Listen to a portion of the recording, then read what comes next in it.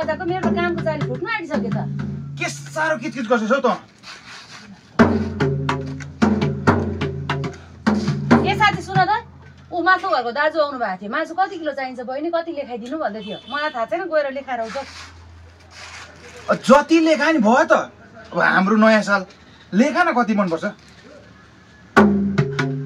अब त्यहाँ पनि मै जानु घरको डल्लै काम छ चुला रिप्नु छ यो चामल केलाइसक्नु पर्यो नयाँ सालमा यस्तो बजाएर मात्र होइन त यस्तो मिठो मिठो खानु पनि त पर्यो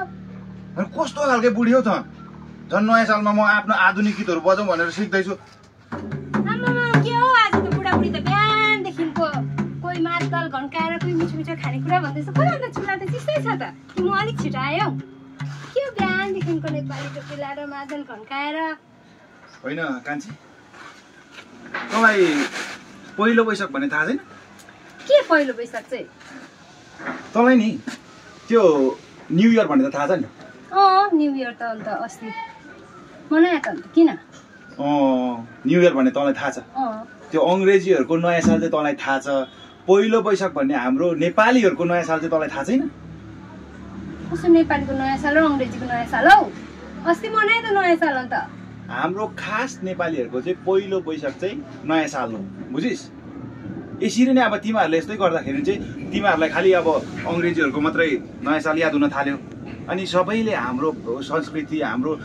नेपालीहरूको नयाँ साल कहिले हो भनेर चाहिँ भुल्दै भुल्दै जाँदैछ हामीले त अब आउँदो हाम्रो नानीहरूलाई सिकाउनु पर्छ यस्तो कुरा त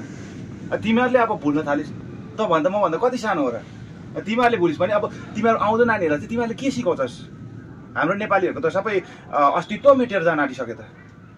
अन्त के गर्नु त तपाईँले मात्रै नयाँ साल मनाएर मैले मात्रै नयाँ साल मनाएर सबैले नयाँ साल मनायो भने नयाँ साल जस्तो हुन्छ त अन्त यो तैँले मैले भन्ने कुरा होइन यो हामी सबै मिलेर चाहिँ हाम्रो संस्कृति परम्परालाई चाहिँ जोगाएर लानुपर्छ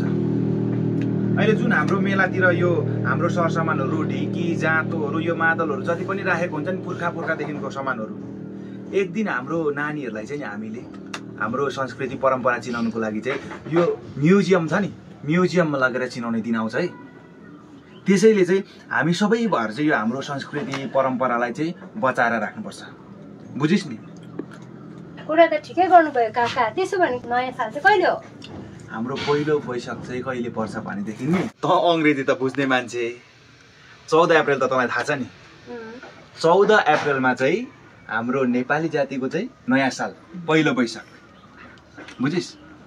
त्यो दिन चाहिँ हामी सबैजना नेपाली जाति मिलेर हाम्रो नेपाली वेशभूषा लाएर चाहिँ सँगै बसेर रमाइलो गर्ने दिन हाम्रो संस्कृतिलाई बचाउने दिन देखाउने दिन पहिलो वैशाख नयाँ साल तिम्रो कुराले त म पो छर्लङ्गै भयो मेरो बुढा त कस्तो ज्ञानी रहेछ हौ ल म माथि मासु देखाएर आउँछु ल छोड्दैन अहिले आफ्नो बुढालाई चिनेको छैनस् म मादल बोल्छु गीतका बुढी ए कान्छी तँ गीतका